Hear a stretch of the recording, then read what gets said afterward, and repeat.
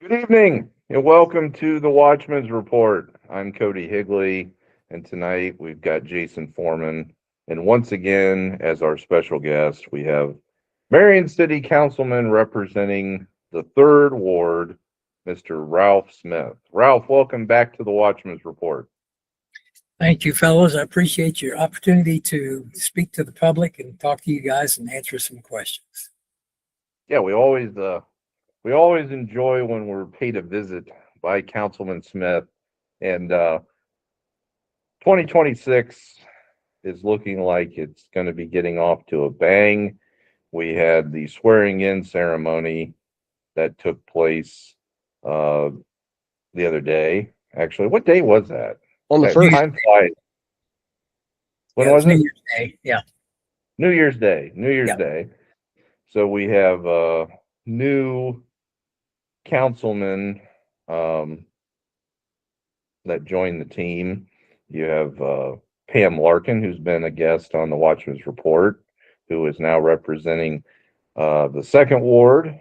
You also had Danny Clark, who is an at-large councilman, and then you also have Scott Kreider.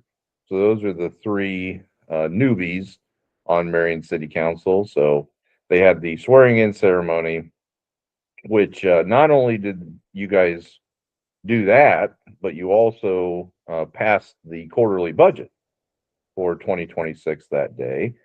And we had talked a little bit about that, I think, when you were on the show last, Ralph.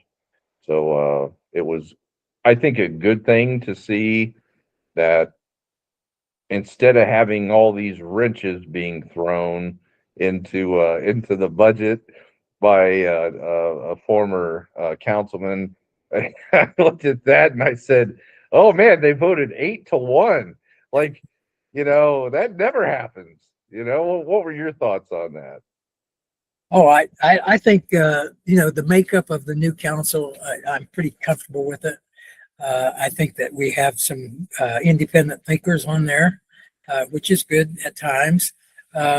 We want, everybody to be doing what they think is best for their ward, for the city of Marion. I know that's what I'm there for. I want to serve the people of 3rd Ward and be able to do what is the best for those people. Um, so yeah, I think the 8-1 was a good thing. I think the new additions, they're going to be pluses. I think Scott Kreider is going to be a plus on council, as well as Pam and Danny, all 3. Yeah, I don't know. It seemed like a different atmosphere. Now, granted, it was New Year's and there was the festivities, I guess you would say, of the swearing in portion of it. And it was a short, as far as agenda goes, it was a short meeting, but I don't know. And even committee meeting, which happened last night, we're going to go in depth on kind of one particular topic that came up during the committee meeting last night. But I don't know. It just seemed from a council perspective, it seemed better, seemed to flow better. It seemed to be less combative between council members. Now, it certainly wasn't less combative when it comes to the Marion City Auditor. I don't think so. That was, that was quite a spectacle there. And what we're talking about, folks, if you didn't get a chance to attend the meeting or you didn't get a chance to watch it on the Facebook live stream, is the city of Marion contracted back in February of 2025 with automatic data processing, otherwise known as ADP, which is the world's largest, the world's leader of payroll software or payroll processing software in the world. Number one, handle 140,000 by the estimates that I was able to locate, 140,000 payroll systems for local governments, government entities. Yep. And city contracted with them back in February of 2025, trying to improve the efficiency, update the systems from what had been New World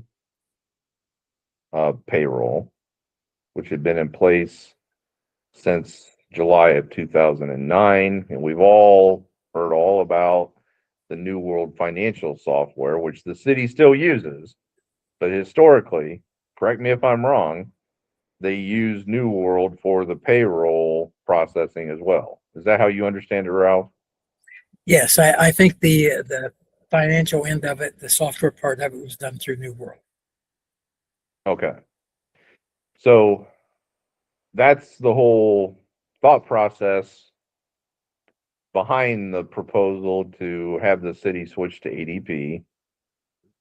And when you look at the minutes from council meetings in February of last year and March of last year, the process was supposed to take about 12 weeks to transition all the information, get everything switched over from New World or whatever manual data entry was required to get everything set up within ADP. Well, it dragged on and it dragged on and it dragged on. And if you were paying any attention to Marion City Council meetings since June, let's say, it was a lot of, hey, what's going on with ADP? And Auditor Miranda McGinnis, nothing. I mean, it's not ready. We're still working on it. Blah, blah, blah. There was really very little progress that was made, and it was not made in a timely fashion. Well, then, as the pressure continues to mount to get this system up and running, then they finally go live. The city goes live with it, I believe November 1st. And since that day, it's not funny. It's not funny. But it kind of is. Just because it's so characteristic of, all the dysfunction that has happened in the Marion City Auditor's office. You've got checks that are not going out on time. You've got miscalculations when it comes to the pay amount, the wages, benefits, all kind of inaccuracies and mistakes and issues with payroll within the city. And it culminated last night with this long-winded dust up. I've got that if you want to listen to a couple minutes of it when you get done. Yeah, I think we should share a little bit of that. And you have Auditor McGinnis that basically is throwing her hands up in the air and saying that she doesn't want to use the system. It won't work. It's a mess. And you had Mayor Bill Collins that stands up and says that, this was something that you were supposed to be implementing, you were supposed to be handling.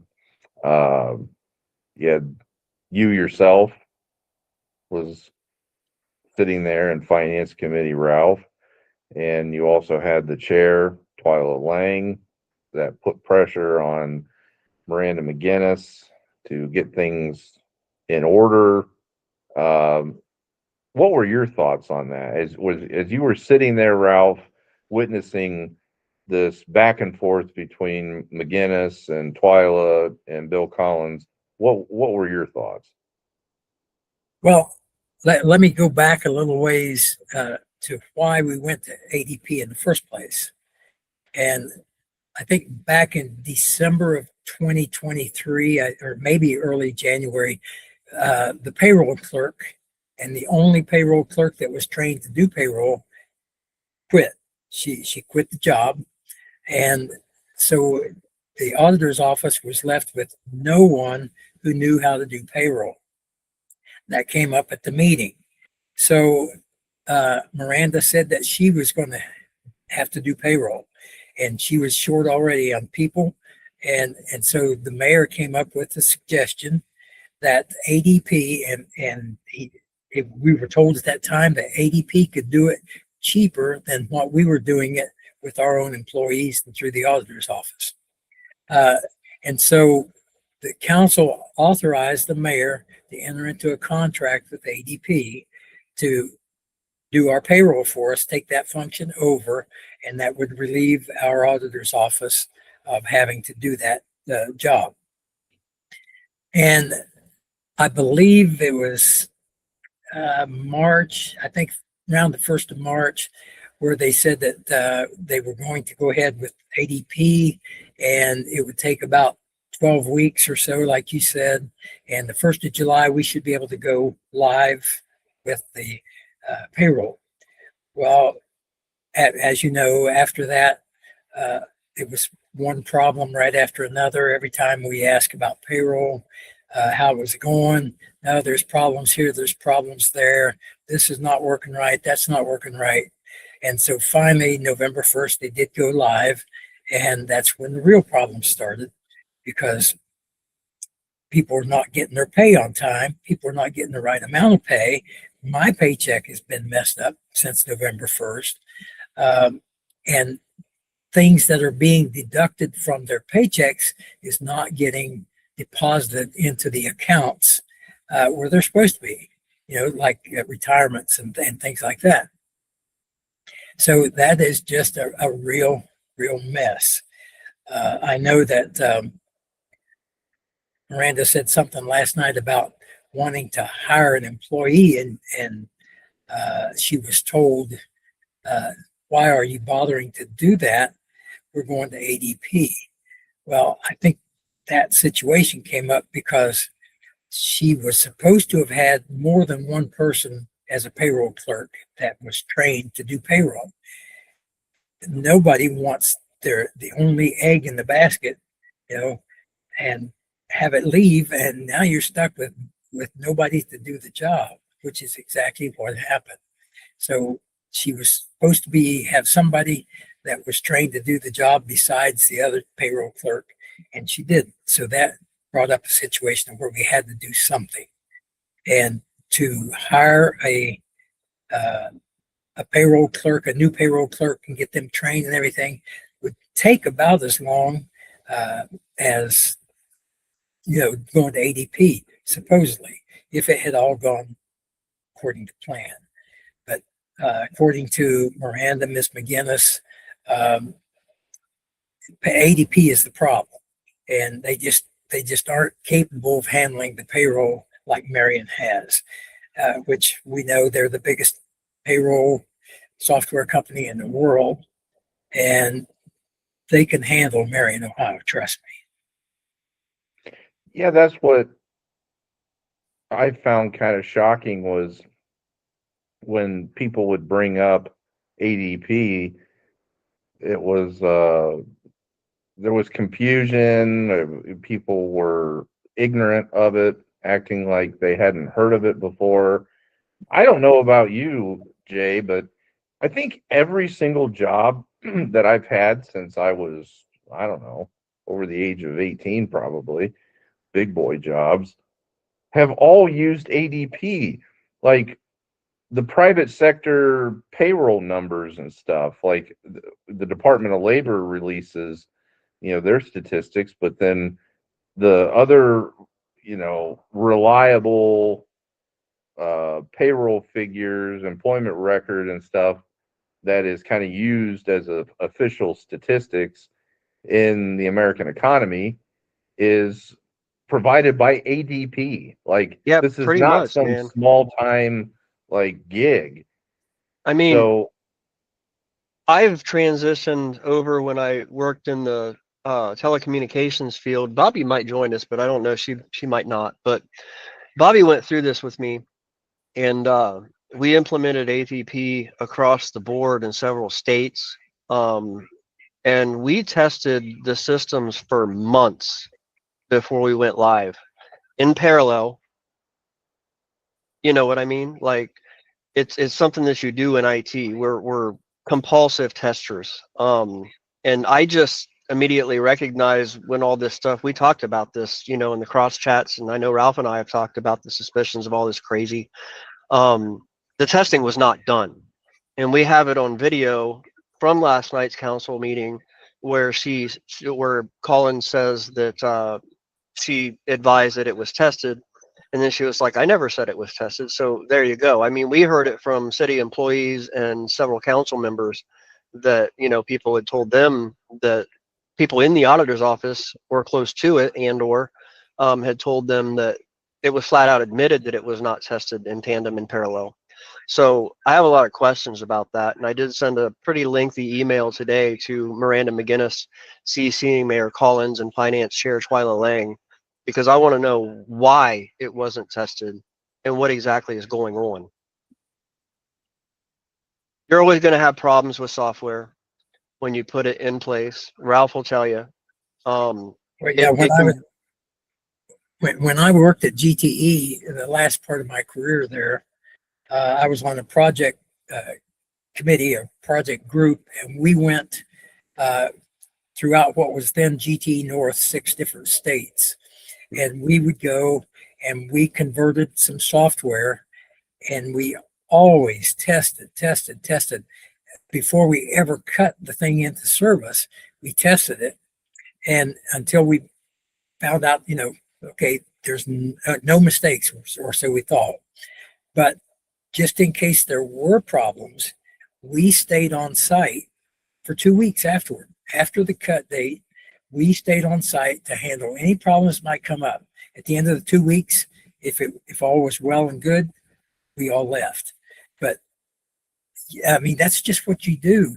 You test and you run parallel and you compare, and you put a payroll in here for John Doe, and then you put it in for their John Joe and make sure that they match. And if they don't match, you find out why, correct the problem, and try it again. And you keep trying it until it matches.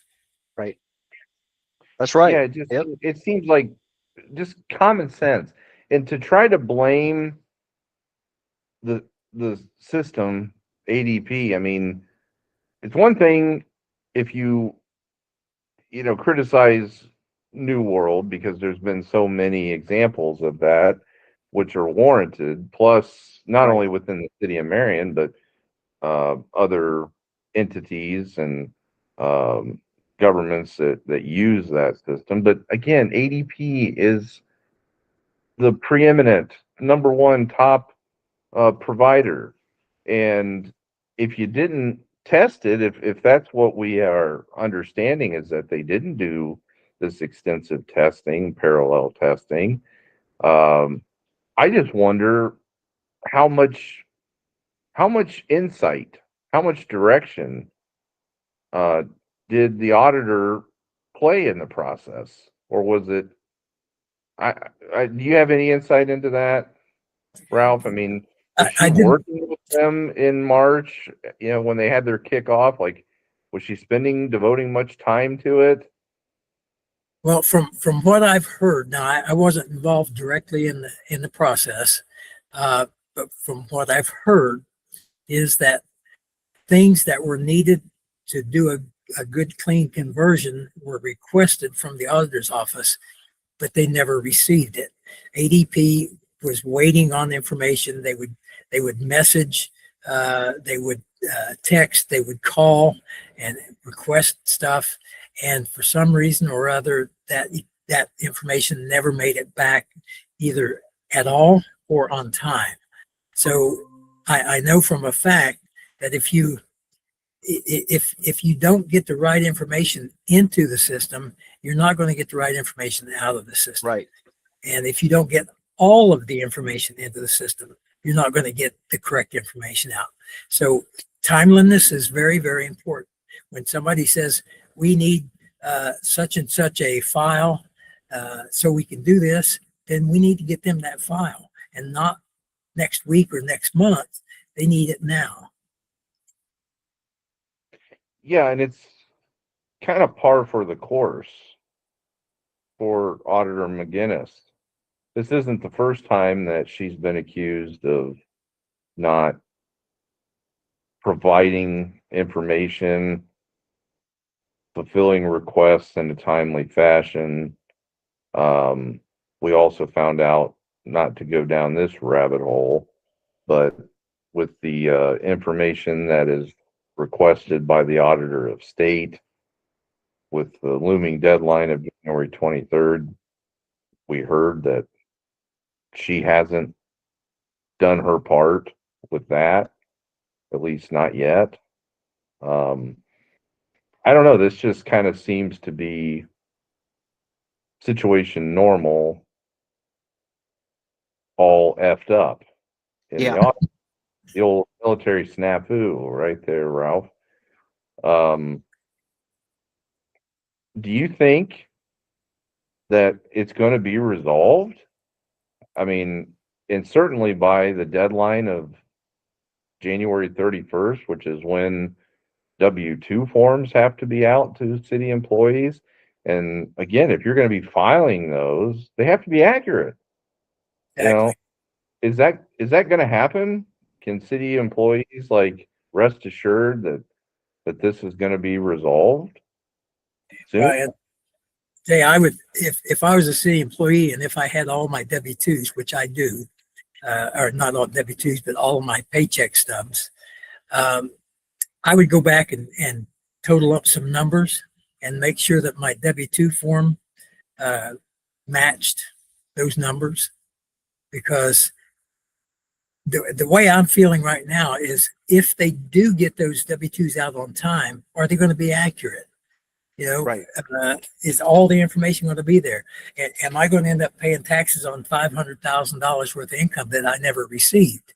Or am I going to not pay taxes on, the 10,000 that I did receive? So it kind of makes you wonder, can you trust it? I know that talking about the information that the Auditor of State needs, Miranda did say at the meeting last night that she would have that information ready for them when they need. That's January 23rd is the date on that. That's when we have to submit that report. So we will see if that happens. But like you said, it's not the first time that we've heard these problems from that office. If it's a one-time thing, you can say, okay, maybe we forgot. But she's been an auditor for 5 years. And the days for, I'm sorry, I goofed up, are over. We can't afford that anymore. Something's got to be done in that auditor's office to make things happen the way they're supposed to happen. Yeah, that's the track record, whatever it is, and you can look through the timeline of this ADP conversion process, and when they would seek updates, it was, yeah, we're about ready to go live. Everything's looking good. We're about ready to go live. And then the next week or next meeting, same thing, same thing. Yeah. And it's been that way with any number of issues, any number of topics, whether it's reconciliations and the audits, or providing, updates on this, that, or the other. It's always next meeting.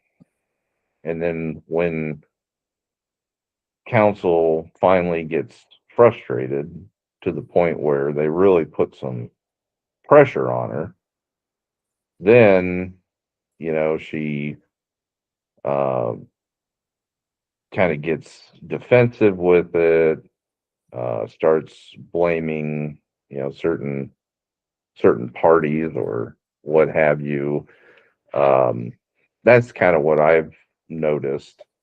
And the bad thing is, Ralph, uh, as you know, the last time she made a public statement on it, she's highly considering running for auditor again when her term is up. You know, Mhm. at this point, like, what if you're stuck with Miranda McGinnis, like as long as Mark Russell, like 32 years, 32 years of Miranda McGinnis as Marion City Auditor? Do you think that the city of Marion would survive that, Ralph? I really don't think so. I think that the state would have us under physical emergency long before that, and the state would be in here running Marion City. I mean, Yeah, the auditor's watching. I mean, I'm sure that the auditor of state's watching all this circus show craziness going on here. I hope And so. I'm sitting here reading this transcript, man, and whenever you guys are ready, I'm ready to pull the trigger on that because this is just a beautiful segment. are you going to show the video first or Yeah. just the transcript? I'm going to show the video. Sorry, my dog is barking No, you're in the good. background. If you can hear that. Everybody Yeah. knows we're not trying to be fancy here. We're family men, and we do this for our community and for the people. All right. Can you guys see that good? All right. Yeah, again, this is the finance committee meeting from last night, folks. That's what Jay I'm is just going pulling to up have a here. couple comments. One is, she's correct when she says it's a disaster. If she's looking for somewhere to blame or somebody to blame, I think all she has to do is look in the mirror of when this started and her not being part of the process from the beginning and then telling us it was tested before it was rolled out. I never said it was tested. I'm going to stop right there. Did you hear that, guys? I I heard never heard said it. it was tested. Yeah.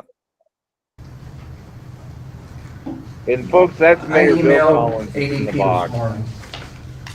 and then The Miranda lady that's McGinnis the is head of one. our implementation team. Who we don't even have contact with anymore because implementation is over. She wasn't aware of Marion having any issues. She sent me some emails later today that she reached out to the payroll team to get their feedback. No issues were brought up to them. The payroll account manager has spent many calls assisting Jeff with payrolls. The big challenge is that Jeff and Miranda constantly ask for changes to the calculations that were previously set up according to their request, tested and reviewed. So when we talk about ADP, I'm not here to defend them. They're not here to defend themselves, but it works in 30,000 other places in America and works quite well. So why Marion, Ohio, being our history of the problems that we've had in that office, but yet we're to believe it's ADP's problem? And I'm here to apologize to all of these people that work for us that can't get the paycheck right.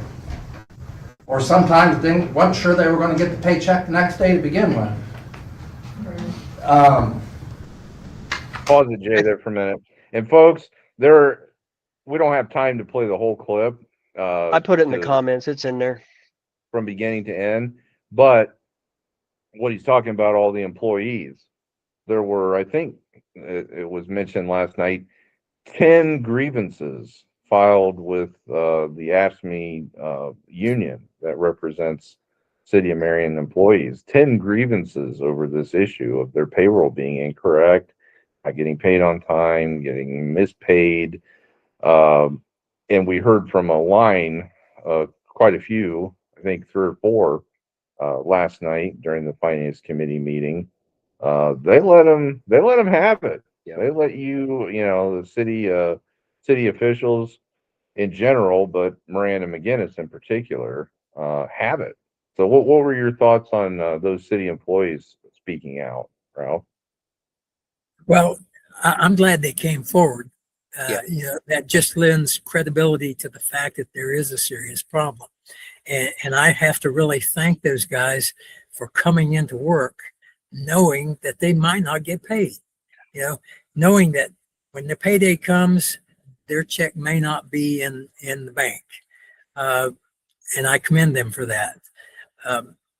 It just bothers me that some of the things that are happening are happening, and they shouldn't be. There's no reason for it whatsoever. I mean, from IT and a business, I mean, Cody, you're in the banking industry or the finance industry. And Ralph, you've been in the IT sector and you've owned IT businesses, and I've been in IT my whole life, running complicated systems. These are predictable outcomes to lack of planning, lack of leadership, lack of testing. Am I incorrect in saying that across all the fields that I just mentioned? No, that's exactly right. If um, poor planning leads to disasters. Right. If you don't plan ahead, then you're going to get hit with something and you're not going to be equipped to handle it. Right. And that's what's happened to the auditor's office. There was no forward-looking planning going on at all. Otherwise, there would have been 2 payroll clerks trained. And I'm not sure what the deal is between ADP and Miranda, but when Miranda says that they're the problem, and they say we haven't heard of any problems, and when we do ask for something, we can't get it right away. I have to say that it's a familiar song coming out of the familiar office, and so you have to see. I think I said in one of my statements, where there's smoke, there's fire. Right. When we see a lot of people that are being affected, and it all points back to one person or one group, I think that's your problem. Yeah, and I mean, if you're listening to the usual, let's call them mouthpieces, and Cody, one of his favorites, he can mention him if he wants to, but it sounds legit until you start putting receipts to it, and then when you can't find the receipts to match your story, it kind of falls apart. When you start looking over our articles that we report directly from city council transcripts and the YouTubes and, official documents, we don't go off half-cocked and yammer on for 4 hours about absolutely nothing. That's why we only do a couple of shows a week right now. We want to make sure we have something of substance to talk about. And these poor city employees, man, Oh, just Jay like, froze. I know defensively. Jay locked You up. still there? Yeah. You froze up there for a bit, buddy. Yeah. I think we have some weather. It's cold and windy.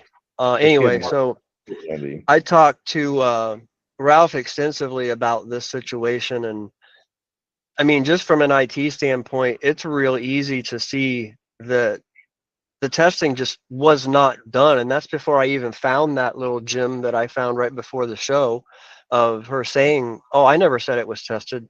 Why wasn't it tested? Who's driving the ship?" Well, then, like you said, Ralph, or what Mayor Collins also brought up there, saying that he reached out to the ADP representatives and said that she hadn't been in contact with them. So if you're having all these issues since you go live on November 1st and you're not in contact, I mean, then what the hell are you doing? Like, what's being done about this to try to resolve it? Like, her ass should have been glued to the hip with somebody from ADP beginning in March. Yeah, I agree. this process. Like, I mean, how and that IT, is, by the Jay. way, Like, IT should be company involved in I've this. worked for, again, in the private sector, where you have accountability based, from the marketplace, when you're doing these conversions and these transitions within software and systems, it's a big deal. Yeah. And It is. that provider, that vendor, yeah, their representatives are there with you like all the time. And your department heads and your the brains of your organization are working with them and your IT people. Where the hell's Jacob Bolden in this Yeah, process? I'm really upset about that Did he too. have anything to do with it, or is he out just installing a security camera or something, and that's the extent of what he can do? Like, I don't know. Like, do you have any insight in that? Like, what did the process look like? Was it just Miranda saying, "Oh yeah, you do whatever you think we need, and we're fine," and then the city of Marion's IT guy, Jacob Bolden, was nowhere to be seen, MIA during this whole process? Like, what a joke. Am I wrong? Am I being overly critical, unjustifiably so, Ralph? Well, I would say that anytime you have a project cut over like this, it's a big deal, and you need to have all hands on deck. You need to have your payroll, your auditors department, you need to have ADP, and you need to have the IT department working together hand in hand, because there's going to have to be an exchange of software somewhere. There's going to have to be an exchange of data somewhere, and that has to be done in a certain way. Otherwise, it's going to be corrupted. So, ADP says this is what we need. This is the format we need it in. Then the other side, the auditor's office, has to put it into that format and then transmit it to ADP. I did want to say something, not quite on this, but I think the public looks at city council and says, why aren't you doing something about this? I know last night they asked the mayor, why aren't you doing something about this? And Twyla gave a pretty good response to that. But I want to reemphasize that the auditor's office is an elected office, elected by the voters of Marion. We do not have any power at all to remove her. We do not have any power at all to tell her what she should be doing. She ran for the job, and the people voted for her based on what she said she could do. And if she's not doing that, then the only people that can get her out of that job are the voters. The voters can have a recall vote and say, hey, we don't want her in there. Or I understand there's some kind of a court action that you could take. But at any rate, city council cannot up and say, okay, Miranda, you're fired. We can't do that. It has to be the voters. On that action through probate court, Ralph, I know that Law Director Mark Russell has brought this up several times in the context of Miranda McGinnis, misfeasance, malfeasance, that sort of thing. It can be signed by, I think it's 2 or 3 affidavits that have to be supplied. It doesn't necessarily have to be from an elected official in Marion. It doesn't have to be from council. It can be from, I think, just any elector, any voter. Yeah, any voter in the city could be doing this. But why hasn't?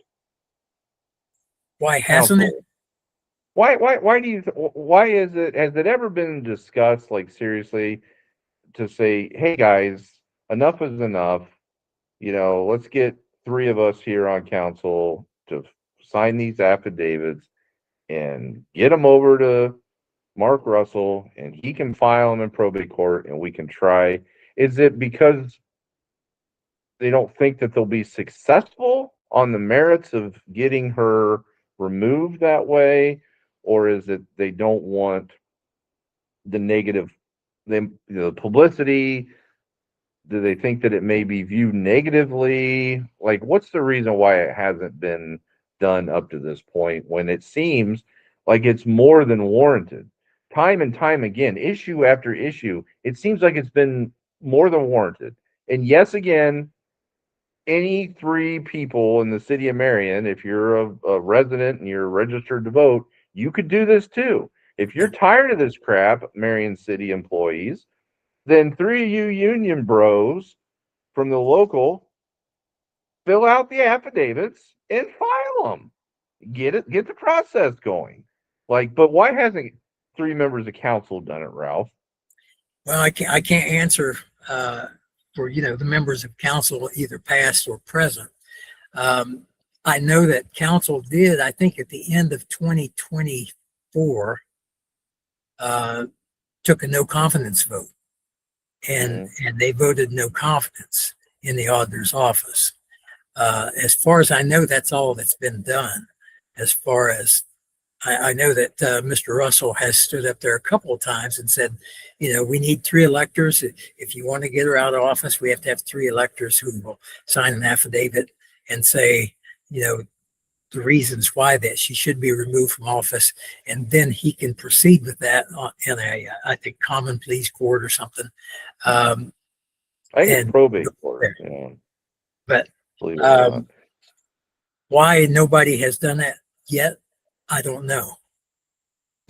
Well, this might be your opportunity. If you have 10 grievances and it sounds like there's not a whole lot of chance of really anything happening with those union grievances, as it was explained last night.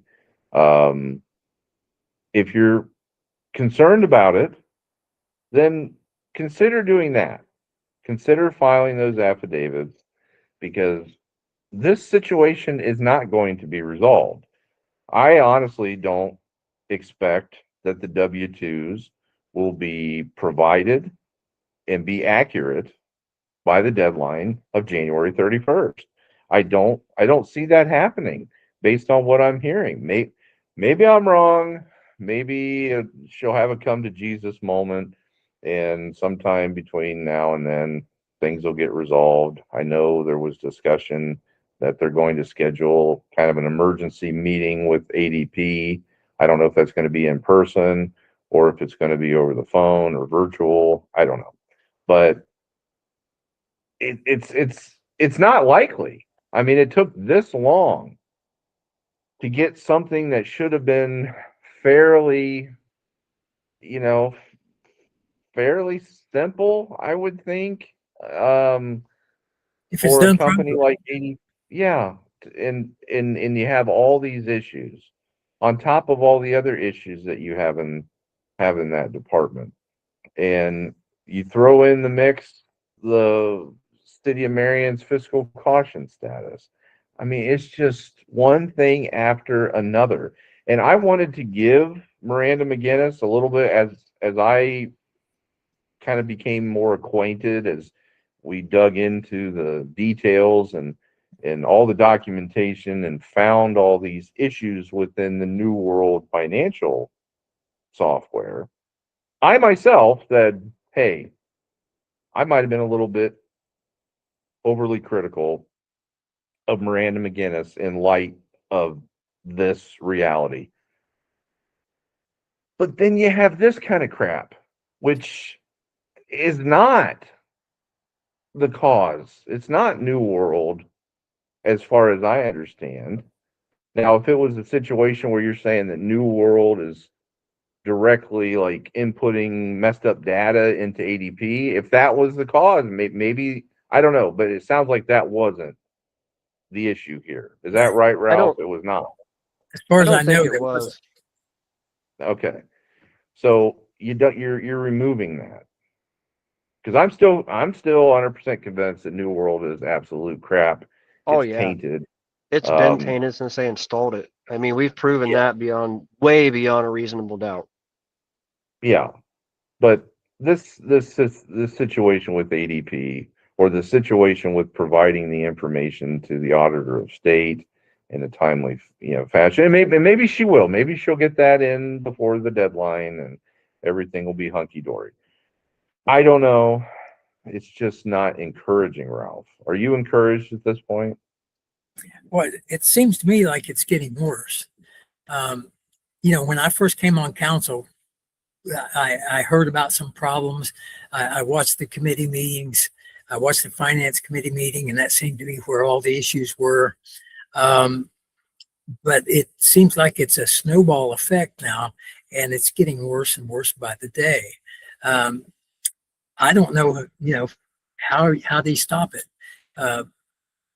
Sure, maybe we could do a court action and maybe get her out of office, but then we have to have somebody qualified to sit in that office too. You can't just leave an empty chair there and expect things to get done. So, Hey, an man, empty chair might perform better at this point. I'm not going to Ralph. say that. All I'm going to do, folks, is tell you this is why you need a charter. Right. Yes, You need I a agree. charter, because Marion lacks, unfortunately, as much as, my family goes back to Eber Baker when he founded the frickin' village of Marion. That's how long. I love it. I love the town. I love the people. I love the area. But you got to realize where you're at as far as demographically, economically. What is reality? And reality is that the city of Marion lacks competent people for certain positions, one of which would be financial and accounting positions that actually live in the city. We're not talking that they live in Pleasant Township or they live in Clarendon Township or Montgomery Township. We're not talking about that. We're saying within the city limits. Same thing with people with law degrees who are licensed to practice law. Went over that statistic during the charter. There's like 18 licensed attorneys that live in the city of Marion, and the average age is like 69 years or something like that. I mean, you don't have a lot to pull from. Well, it's the same thing with the auditor. You're going to try to get somebody that has some experience in accounting, in finance, and Lord knows there's going to be even fewer people with experience in government accounting, in government finance. Not that anybody that is trained and knowledgeable within accounting or finance couldn't do fine within government. It's just a little bit different, but you don't have a whole lot of options. So it is a realistic concern to say, who comes after Miranda McGinnis? Right. You know, who are you going to appoint? And some people mean- might say, well, we found Vidya Yangar for the treasurer and stuff. Well, yeah. I mean, you're lucky you did.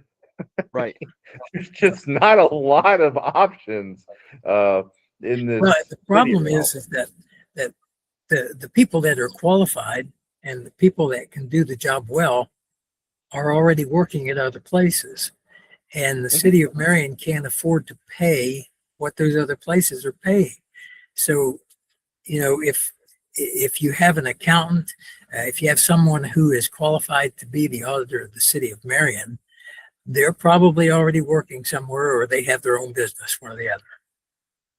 Yeah, for the ones that actually do exist that live in the city of Marion. Yeah, they probably either have their own gig and they're making more money, or they're working down in Columbus or something like that for a big firm. But I would just imagine that when you look at the numbers within the city that have any college degrees, I mean, and you look at the graduating numbers, and I've run these figures and calculations. So if you were to say, somebody that has a bachelor's, let's say a bachelor's degree in accounting, there's only a really small proportion, because you can work that out. You can say, okay, this is the number of people with bachelor's degrees or hires that are living in the city. That data is out there. Department of Development, census data, what have you. And then you say, of all bachelor degrees that are issued in the United States, what percentage of those are in accounting? And then you say, okay, so we have this number of bachelor degree or higher in Marion. We take that same percentage of the proportion of accounting degrees, and we can estimate there's about this many people with accounting degrees in the city of Marion. And I've run those. The numbers are not good. And then you look and you say, according to a Pew study, again, one of these egghead organizations, they said only 2% of Americans will run for elected office in their lifetimes. So then you take that number of people with degrees in accounting that live in the city of Marion, and then you take 2% of that figure and say, this is somebody that might actually run for Marion City Auditor and be you qualified. usually end up with less than one person for that 2%. That's Yeah. what you're left with. 0.4% person, yeah. And then like with the history of crazy that has gone on in that office, I mean, really since 2009, 2010 onward, although nobody wants, or not too many people want to talk about pre-2019. I mean, now they do, but we had some serious problems with that. Anyway, do they want to take the risk? Like, it doesn't really take a rocket scientist to look at this, and maybe they don't understand the IT aspect of it fully, but it's a train wreck. Like, it has been a train wreck, and Yeah. do they want to take Nobody, that risk? nobody, until this situation is fixed entirely. So that's auditor of state gives you a clean bill of health and its blessing, and you get a new software system that is proven to work. You get rid of that shit new world. You'd have to have rocks in your head to even want to take on the position, Right. let alone pay or anything like that, your own career prospects or anything. You would literally have to have rocks in your head to want to take on that can of worms. I mean, right? Am I wrong, Ralph? No, I think that's right on the money. People look at what's going on now and they say, I don't want in on that.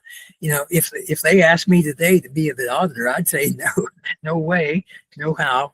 I don't even want to think about that, or treasurer or anything. Because you know, city council is all I want to handle. That's it. I don't want to get into any other positions because first of all, I don't think I'm qualified. And second of all, I don't think I would have the temperament to handle that. Yeah, it's a unique challenge, and all the more reason again that I don't know when, probably once the city is out of fiscal caution or this whole fiscal distress process, but people really, really, really need to reconsider the charter initiative. It has to be done. And this is just another example of the reason for that. And I'm hoping that people will do it. I mean, was it the best way to do it before? No, it probably wasn't. It probably should have been a private uh, uh, group of people, and they probably should have recruited. That's how they did it back in the 50s when they ran that charter initiative that made it to the same stage. They recruited people, and they had their choices, and they had community events beforehand, letting them know what they specifically wanted to do and wanted to see in the charter. That's how it needs to be done the next time. When that is, I don't know. Is it going to be 2, 3, 4, 5, 6, 10 years from now? I don't know, but it needs to happen. And this is all the more reason because it's not getting any better. That's the thing with the demographics. If you look at the projections for Marion County from the Ohio Department of Development and of Commerce, when they look at projections of population for 2030, 2040, and 2050, it's decline. It's not growth in Marion County. It's decline. So you're going to continue to suffer from a smaller and smaller pool of qualified candidates. So that's why it's ever more prescient to do it. Well, and I agree that you know the projections are that Marion is going to be going downhill, but I think it's never too late for us to step up and change that direction. We can always do something to make things better. As a citizens of Marion, and I as a citizen of Marion, I don't want to look back to where we've been. I want to look forward to where we're going. And I want to try to set that goal and then do the things that's going to help us to get to that goal. But this experience that we're going through with, you know, with the treasurer first and then the auditor now and New World and all of this can be a tremendous learning experience for this city. And we can learn from it. We can learn what not to do, and we can start moving forward and make Marion the great town that it's designed to be. Marion, I thought when I first moved here, I thought Marion is going to be a booming, bustling metropolis. And I'm kind of disappointed, but you know, for the first 30 years of my life, I didn't really do a whole lot to help that happen. But now I'm trying to make it happen. And I call on every citizen of this town to do what you possibly can to make this a better place to live. It's your hometown, and you need to make your hometown the best possible place to live. You need to make other people want to come here. Yeah, exactly. I mean, that's a great word of encouragement, Ralph, because Right. like you said, you look at where Marion has been, and it really was. It was a shining city on the hill, as the old saying would go. Um, an industrial powerhouse and limitless opportunity. Now, you can resign and say, well, all the manufacturing's gone, this city is in the dumps and everything. Well, you can resign to that path and that destiny, or you can take your destiny in your own hands, as you just suggested, and you can work like hell to reshape, to reform, and to give the city of Marion a bright future. It is possible. And if anybody, I've moved around, worked different areas and stuff, and then returned. And downtown Marion, I will say, you know, it was a depressing dump full of cockroaches and attorneys and drug addicts back, in the mid 2000s, around 2010, 12, 13, what have you. It's a hell of a lot better today. Hell of a lot better. I mean, Yep. almost something to be proud of at this point. Like it really is. It's getting there. Like, so you can either continue on that momentum of positive change, and I think even through this process, and I've said it before, of going through the fiscal caution, the whole fiscal distress process, it's kind of a purging process. It's like you got to burn it down before that phoenix will rise out of the ashes. And I do. I may be naive, but I think there is opportunity through a process like this I think so too. to get on a sure footing and get your shit together. And like I said, it may be go through this and then pursue the charter again Right. and have a clear vision this time on what you want to accomplish, what you want to see. And you get all those people who came together for the strongest town, drive. There again, that was another encouraging thing. Now, whether or not it was empty platitudes for the most part, but it was a motivating factor. It was positivity. And that, like you were just saying, a positive attitude and a vision, a collective vision, a purpose, that goes a hell of a long way, I think. Yeah, and I think that you have those people who are always going to find the negative, and to those people, I would say, that's fine. If there are negatives out there, let's point them out. But also at the same time, try to figure out how can we overcome that negative? How can we do something to change it to a positive? Because every negative can be made into a positive. You just have to add something to it. Yeah. Now, we've been on here for a little over an hour, Ralph.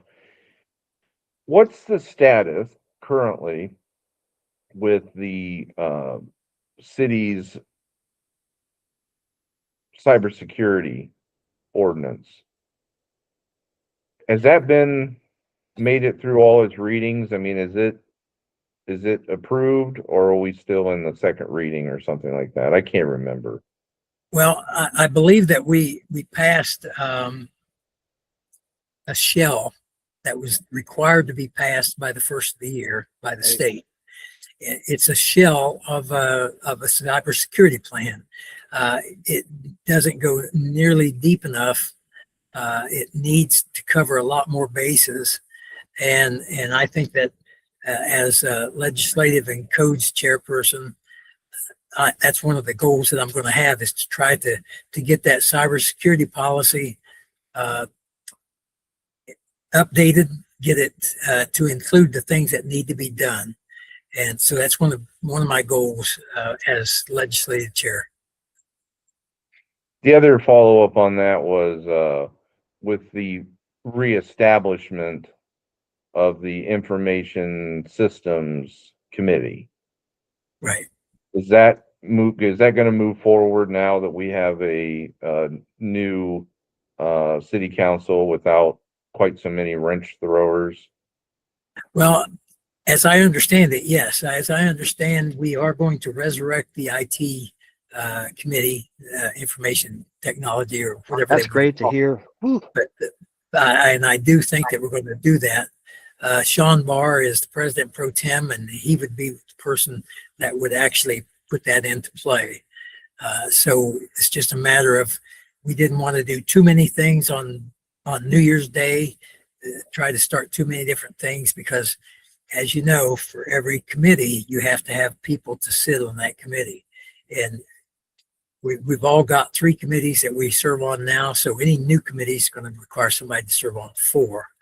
So, but I do believe that's going to happen. Well, that's good news. Right. You know what you should do, Ralph? You should be like the Fed and just put like 2,000-page bills. I want to see 2,000-page ordinances. Oh, okay.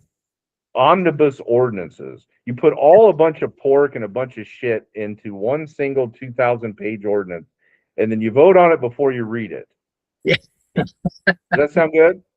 Yeah. As a matter of fact, you wouldn't even get a copy of it until you voted on it, right? Right. So is there anything else on the local side of things, Ralph, that you want to discuss tonight? I do want to get your opinions on a few national. I know that you're not a member of Congress or anything like that, but it'd be just interesting to get your takes on a few national news items of note. But is there anything else on the local side of things that you want to bring up tonight? Not that I'm aware of right at the moment. I'm sure that something will come up within the next week, but right now I think I'm good. Yeah, never a dull moment, you know. Jay, Yeah. do you have any other or last questions as far as the local issues go? I mean, I'm still trying to comprehend the meeting from last night. I'm just like, what in the... Anyway, yeah, I mean, I do. We had hoped that they were going to reestablish the committee. We did send an email to, I think I got all the council people and Mr. Collins, and of course the entire team's got a copy of it, to reinstate this. And it is our recommendation, because of the qualifications, to put Ralph in charge of that, the chairman, or overseeing it, however you guys word that in politics. I mean, his record speaks for itself. If the federal government trusted him with high-level security clearance to work on some of the most secretive and technologically advanced technology of his time, he owned a computer store. He said he worked at GT. Oh, he locked up again. Oh, you froze up, Changed Jay. since they haven't changed since these protocols haven't changed since at least the early 70s, late 60s. So, I mean, after talking to every single council person, including the ones that are now seated, with the exception of one, I haven't talked to the, I believe he's a Democratic candidate, which I really don't pay attention to. Ralph has the best understanding of overall IT protocols and procedures, which again, I'll say it again, I'm going to keep saying it, haven't changed since the late 60s, early 70s. So that's about all I've got for that. And this ADP issue, it's predictable outcomes like the New World issues. Not that they're linked this time, but the New World issues are predictable outcomes to leadership oversight issues, concealment, other craziness, unimpeded administrative access, people having access to the system that don't have any business need.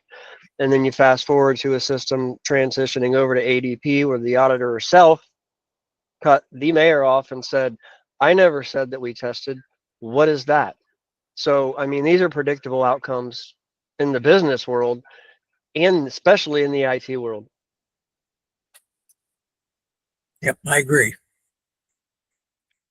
And if All we, right, if we go let's to a new, if we go to a new software system, and if we do the same thing we did with the New World system, we're going to have the same kind of problems. So we need to make sure that if we switch over to a new system, we do it the right way. that's it. And you'll have, I think, the right people there to provide that oversight. Whereas before, I don't think there's any question that you didn't. So reforming the IT or the information systems committee, I think is going to be crucial. Making sure that that committee has oversight and is keeping a pulse. But you're going to be turning it over to presumably Miranda McGinnis to implement the new software, even if it's picked out for. Uh,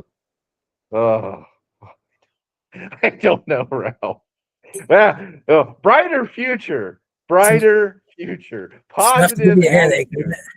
it? You know, the old Seinfeld Costanza, serenity now, you know, Very true. that sort of thing. All right, let's do some rapid fire just briefly, you know, since you're a Republican, a good old Republican member of the grand old party. What are your thoughts now? We have three candidates for governor. You've got the GOP endorsed, very early on endorsed candidate of Vivek Ramaswamy. You now have the grassroots conservative upstart Casey Putsch threw his hat in the ring here recently, and then another kind of grassroots conservative Heather Hill. What are your thoughts now? Do you think it's going to be a sure thing for Ramaswamy in the Buckeye State, or do you think that there will be some consideration and challenge mounted by Mr. Putsch or Mrs. Hill? Well, I've heard Vivek speak, and I've heard Heather Hill speak. I haven't heard Casey Putsch speak, so I don't really know. But between the two that I have heard, I would go with Vivek Ramaswamy. Um, I think that he had the right answers. Uh, you know, as with any politician in a campaign, the right answers don't always mean that's what they're going to do. So, but that's the only thing you have to go on at the present time is what they say they're going to do. After the first term, you can say, this is what they said, this is what they didn't match up, so I'm not voting for that person again. But you just have to go on what they're saying. And I think Vivek Ramaswamy was more persuasive to me than Heather Hill. And if I hear Casey Pooch speak, then I'll weigh that again. Do you think Amy Acton, aka Dr. Quackton, do you think that she has a bat's chance in hell? I mean, do you really? I won't vote for her. I'll just say that. I don't think that she has any chance, to be honest with you. Yeah, I mean, I don't want to go down that. I'd say things that would get me cast into the fires of hell if I talk too long about Amy Acton. But yeah, well, it's interesting to talk a little bit about gubernatorial politics in the Buckeye State. Right.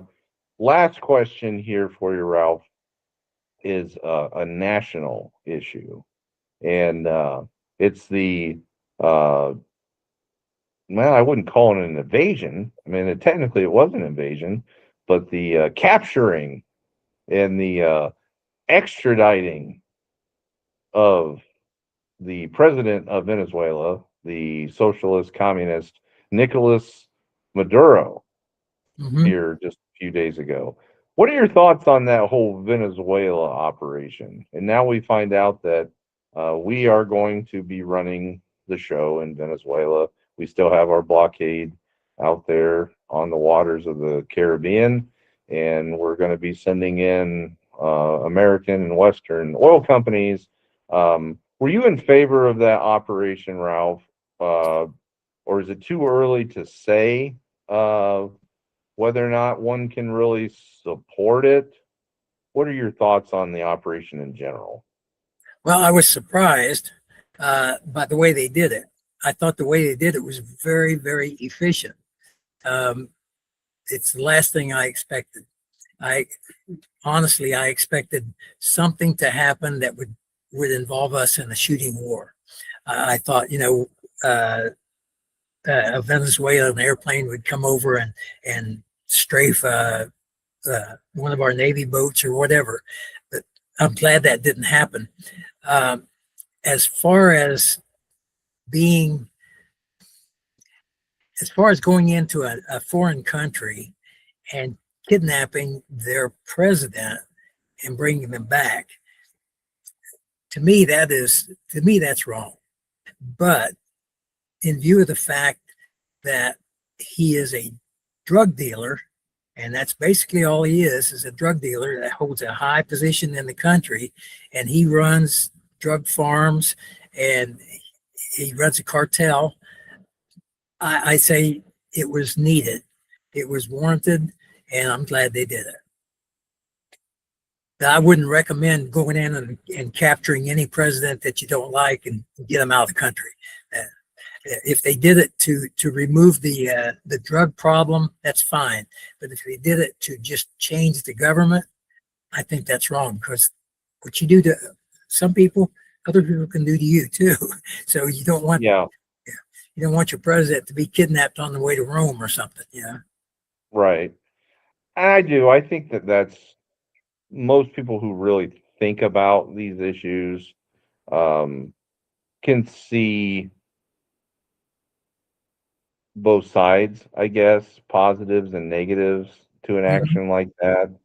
And that's kind of where I am. I mean, in general, I'm a peace loving person. I'm anti war unless it's absolutely necessary. And my opinion is if war is warranted, if it's necessary, then it's absolute. Then you don't put on any restrictions. If Exactly. it's worth fighting for, then it's worth and dying for, presumably, then it's worth going all in All in. annihilation, destroy your enemy to where they can never rise again. Where they beg for mercy. Yeah. Right. That's kind of where I am. But in general, this whole notion, I mean, I'm a make America great again, America first, really America only, in my perspective, adherent. And these foreign interventions, uh, that's not good. That's not conducive. Now, when you look at Venezuela with drugs and migration, all those, immigrants and stuff that came into this country, the foreign horde, a lot of them do come from parts of South America and make their way through Venezuela. Right. There's more that come from Mexico and Central America, obviously, but so if it does increase some of those issues as far as immigration, drug trafficking, what have you, then maybe it was worth doing just from that standpoint. Not to mention the geopolitics of investment from America's primary rival and really only rival of China into South and Central America. Right. And that I think plays more.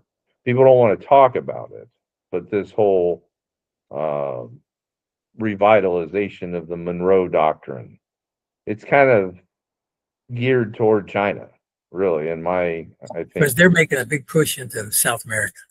yeah. So that's, I think, the main thing. The main thing is to make sure that the BRICS system, which is Brazil, Russia, India, China, and South America, doesn't grow in power and influence because BRICS is inevitably going to be led by China.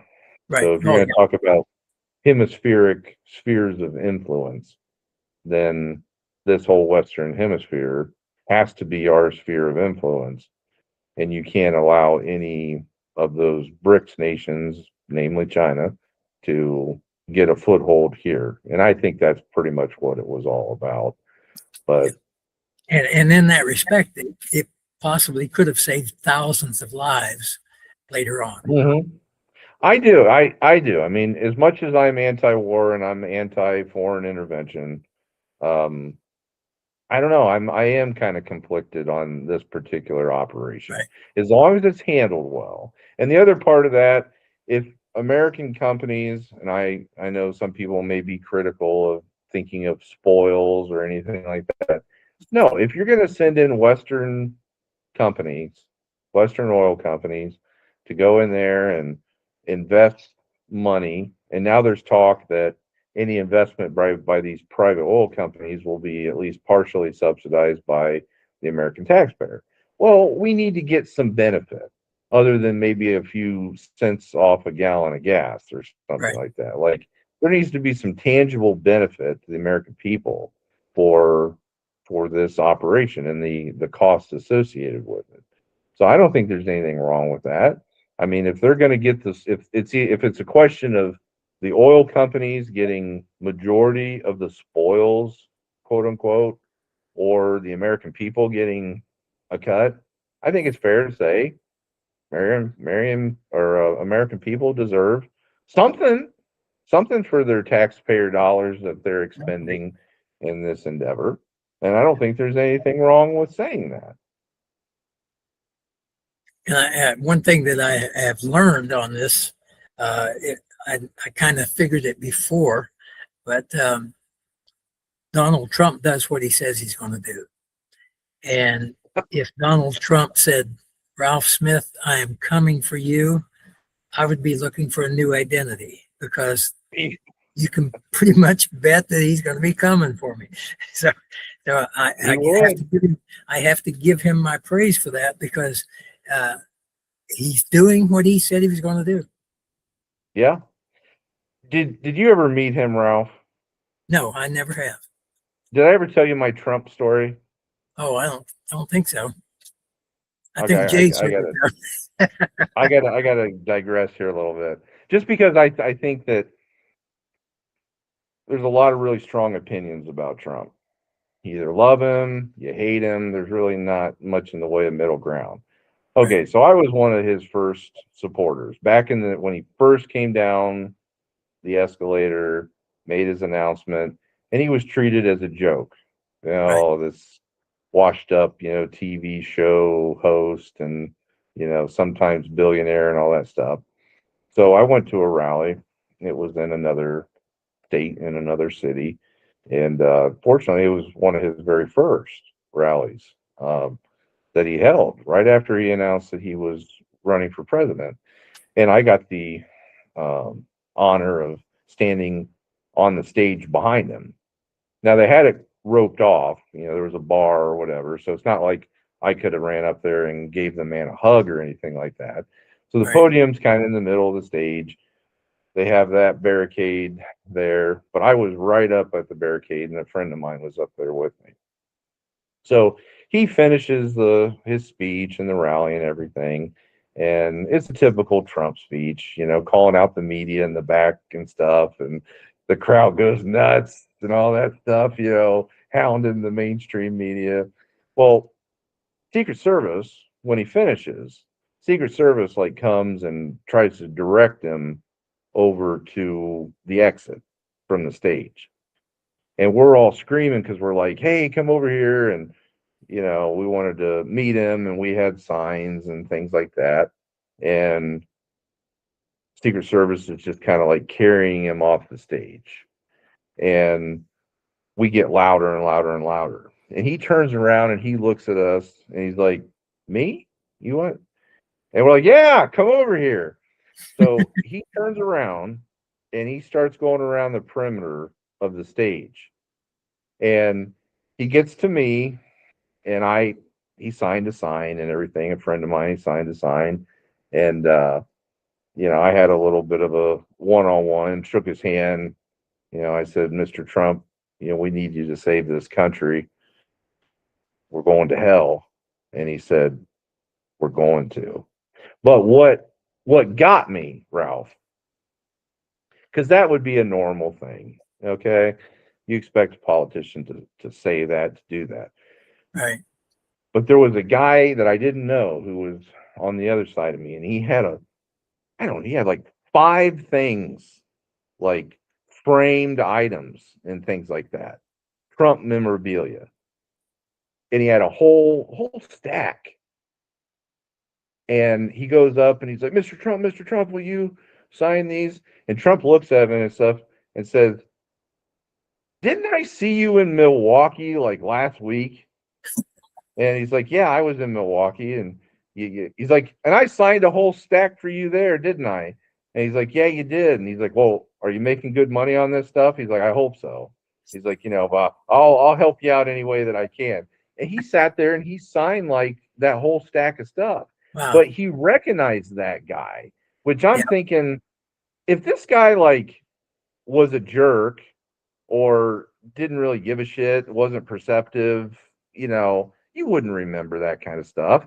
And what you would do is you'd say, hey, you're just selling this stuff on eBay, get lost. I ain't signing this stuff for you.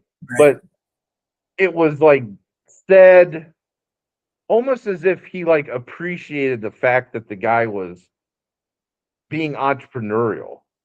Right. That's how I took it, like in his tone, and he kind of had a smile on his face. It wasn't like secret, like hatred or condemnation for this guy that's trying to take his time signing 5 items. It was literally like, oh, you making good money on this? Yeah, and I don't know. That's my little Trump story. That's But kind of interesting. Yeah. it really was. It really was. Especially at a time when he was written off as being a sideshow, no account, you know. I don't know. I thought that was cool. But well, Ralph, it's getting a little bit late here. We really appreciate having you on the Watchman's Report. You have any final words? Just what I always tell the people. I have to know what you want before I can give you what you need. And call me, email me, do whatever you have to do, but let me know what you need. Just don't send them any naked photos of yourself. No. Those are off limits. We've got too many politicians in the city of Delaware that are getting in trouble for sexual misconduct here. Yes, So we that's can't right. have that same thing happen in Marion. Exactly. I don't need any of that stuff. I'm too No, old. no, for that not, not at all. Well, Ralph, thanks again for joining the Watchman's Report. Alrighty. And for Jason Foreman, I'm Cody Higley. And as I always say, my line is a watchman is always vigilant. Have a good night. Have You a good too. night, guys. Take care.